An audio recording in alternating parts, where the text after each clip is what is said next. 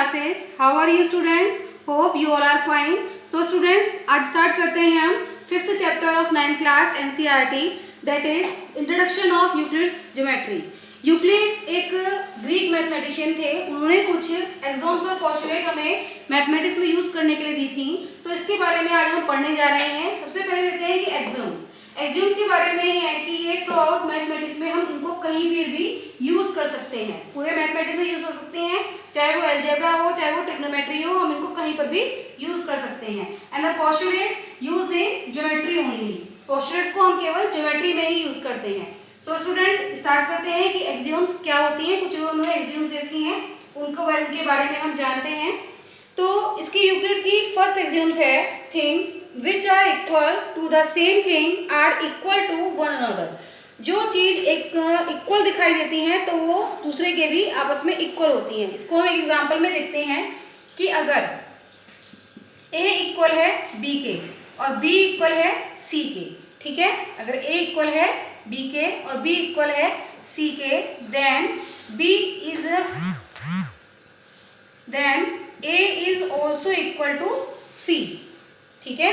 इसको एक तरीके से और देखते हैं कि a equal b and b equal c. ठीक है. तो इसीलिए a और c भी आपस में इक्वल होंगे. Students, things which are equal to the same things are equal to one another. तो ये आपस में इक्वल्स होते हैं.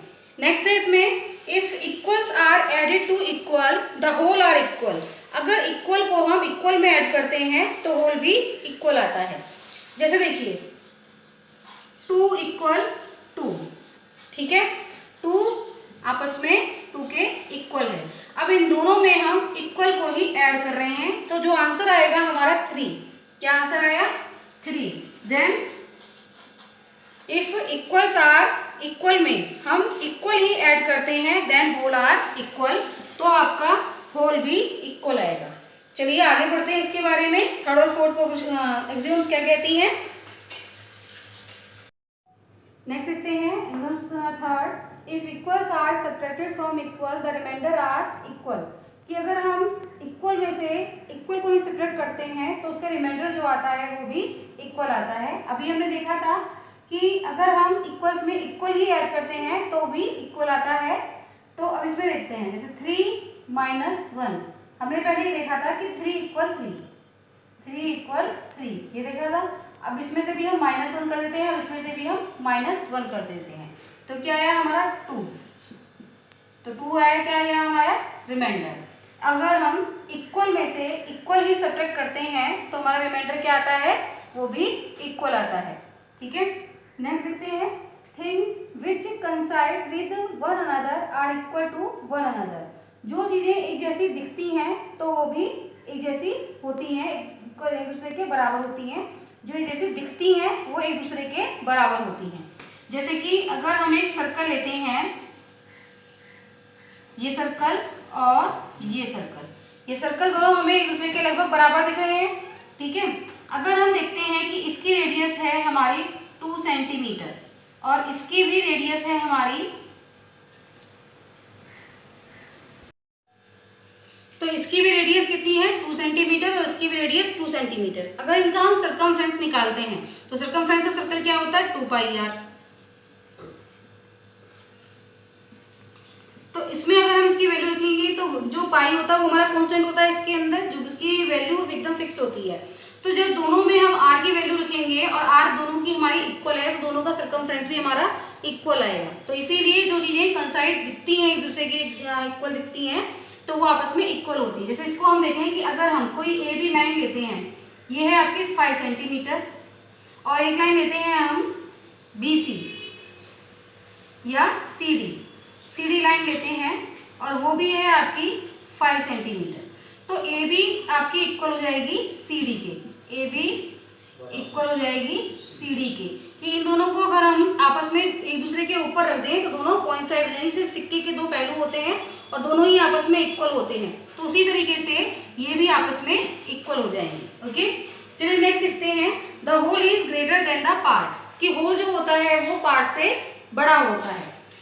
सपोज करिए ये आपके पास में कोई कंटेनर है, ये पूरा है और इसके आपने टू पार्ट्स कर दिए जो कि इक्वल हैं। ये भी आपका 1/2 है और ये भी आपका 1/2 है।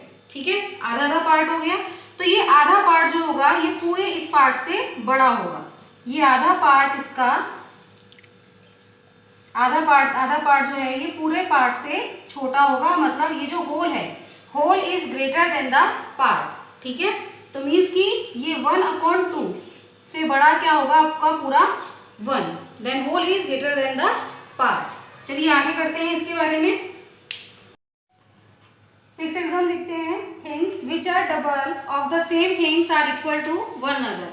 अगर कोई थिंग, कोई भी चीज है, अगर किसी की डबल है और दूसरी चीज की भी डबल है तो दोनों आपस में जो चीजें हैं वो डबल होंगी। जैसे कि अगर 2x इक्वल है y के और 2x ही इक्वल है z के, ठीक है, 2x इक्वल है y के और 2x ही इक्वल है z के, देन क्या होगा इसमें कि y इक्वल होगा z के, तो ये दोनों भी आपस में इक्वल होंगे। ओके, नेक्स्ट देखते हैं, things which are half of the same things are equal to one another. जैसे यहाँ डबल हुआ है, ऐसे ही अगर हम हाफ कर दें उनकी, जैसे कि अगर x/2 इक्वल है y के और x/2 इक्वल है z के, तो देन ये भी आपस में इक्वल होंगे, देन y इक्वल हो जाएगा आपका z। तो ये हो जाएंगी आपकी एक्सियोम, जो कि कितनी है नंबर में 7 है। ठीक है, इसके बाद देखते हैं हम पोस्टुलेट्स। ओके स्टूडेंट्स, अभी तो हमने पढ़ी थी एक्सियोम्स, अब हम पढ़ने आए हैं यूक्लिड्स पोस्टुलेट्स। पोस्टुलेट्स हमारी टोटल नंबर्स में 5 होती है, लेकिन अभी हम 4 पोस्टुलेट्स अभी यहाँ कर रहे हैं, इसके बाद में नेक्स्ट 5 करेंगे। तो हमारी फर्स्ट जो पोस्टुलेट है, a straight line may be drawn from any one point two any other point. कोई भी जो स्ट्रेट लाइन होती है, स्ट्रेट लाइन जो होती है हमारी, कोई भी एक पॉइंट से किसी दूसरे पॉइंट तक ही जाती है। सीधी लाइन जो होती है हमारी स्ट्रेट लाइन, ए पॉइंट से बी पॉइंट, मतलब एक पॉइंट से दूसरे पॉइंट तक जाती है। ये पोस्टुलेट है इसकी। नेक्स्ट है इसमें, a terminated line can be produce indefinitely. कोई भी टर्मिनेटेड लाइन, यहाँ लाइन की बात हो रही है, लाइन सेगमेंट की बात नहीं हो रही। तो कोई भी जो लाइन होती है वो प्रोड्यूस कर सकते हैं इनडेफिनेटली, किसी भी डायरेक्शन में हम उसको इनडेफिनेटली आगे बढ़ा सकते हैं। उसको हम यहाँ से भी आगे बढ़ा सकते हैं और यहाँ से भी आगे बढ़ा सकते हैं। नेक्स्ट है हमारा, a circle can be drawn with any centre and any radius. Circle जो हमें बनाना होता है तो हम कोई भी सेंटर मान के कर सकते हैं और कोई भी रेडियस। सपोज करिए हमने यहाँ पर इसकी रेडियस रखी है 3 सेंटीमीटर, तो इसको सेंटर मान करके, कि सेंटर O है तो इसको सेंटर, इसको रेडियस मान करके हम इसका सर्कल बना सकते हैं। तो किसी भी सर्कल, किसी भी सेंटर और किसी भी रेडियस का हम सर्कल ड्रॉ कर सकते हैं। All right angles are equal to one another. Right angles जितने भी होते हैं वो सारे आपस में इक्वल होते हैं। तो आपको पता ही है कि राइट एंगल का मेजर कितना होता है, 90 डिग्री। राइट एंगल कितने का होता है,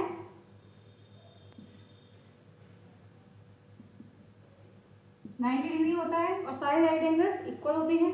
तो चाहे आप राइट एंगल्स ऐसे बना दें, ये भी आपका 90 डिग्री का आएगा, चाहे ऐसे बनाएं तो ये भी आपका 90 डिग्री ही आएगा। ठीक है, तो राइट एंगल आपके हमेशा कितने के होते हैं, 90 डिग्री के। ओके, इसके बाद करते हैं आपकी फिफ्थ पोस्टुलेट। फिफ्थ पोस्टुलेट देखते हैं इसकी। It is very important, exams में बार बार यही आती है आपकी फिफ्थ पोस्टुलेट, बहुत इंपॉर्टेंट है बेटा, ये इसको बहुत ध्यान से देखना। ये कहती है कि if a straight line following on 2 straight lines makes the interior angles on the same side of it taken together less than 2 right angles, then the 2 straight lines produced indefinitely meet on that side on which the sum of angles is less than 2 right angles। ठीक है, इसको थोड़ा समझाते हैं कि इसने पहले बोला है कि इफ अ स्ट्रेट लाइन, ये एक स्ट्रेट लाइन है, following on the 2 straight lines, तो वो 2 स्ट्रेट लाइंस पर फॉल करती है, मतलब गिरती है या उनको कट करती है। तो इसी स्थिति में makes the interior angles on the same side of it, तो उसी साइड में जो उसके इंटीरियर एंगल्स बनते हैं, इंटीरियर एंगल्स जैसे ये बन रहा है और ये बन रहा है, अगर इन दोनों का add 2 straight lines taken together less than 2 right angles, तो अगर इन दोनों का एड 2 राइट एंगल से कम बनता है, राइट एंगल्स मतलब कि 2 राइट एंगल्स, 1 राइट एंगल कितने का होता है, 90 का, और 2 राइट एंगल्स कितने हो गए, 90 + 90, इन दोनों का ऐड कितना हुआ, 180। अगर इन दोनों का सम 180 से कम आता है then the two straight line produce indefinitely, और अगर इन स्ट्रेट लाइंस को हम आगे बढ़ाते हैं meet on that side on which the sum of angles is less than two right angles, तो ये उस जगह जाकर के मिलेंगे जहां पर उस साइड में मिलेंगे जहां पर दोनों एंगल्स का एट 180 से कम हो रहा है। ठीक है, चलिए अब इसको देखते हैं, इसको प्रूव करने के लिए कि अगर हम देखते हैं यहाँ पर एंगल्स जो है हमारे आपने देखा है कि ये थोड़ा अंदर की तरफ झुक रहा है, तो इसकी स्ट्रेट लाइन नहीं है ये, तो इसका मतलब ये 90 से कम का है। अगर ये 90 से कम का है और ये भी सीधी लाइन है तो ये दोनों मिलकर के 180 का नहीं बनाएंगे, और इन दोनों को अगर हम आगे बढ़ाते हैं तो ये यहाँ आकर के इस पॉइंट पर मिल जाते हैं।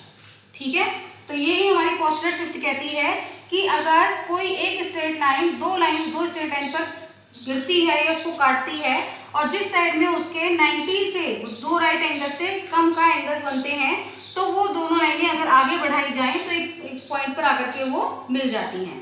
तो ये आपकी कहलाती है फिफ्थ पोस्टुलेट। ओके स्टूडेंट्स, तो यहाँ तक कि आज हमारा यूक्लिड्स और पोस्टुलेट का जो भी आपका इंट्रोडक्शन था यूक्लिड ज्योमेट्री का वो यहाँ पर अभी फिनिश होता है, उसको हम यहीं पे छोड़ते हैं और नेक्स्ट वीडियो में इसकी एक्सरसाइज स्टार्ट करेंगे। So students take care and good bye.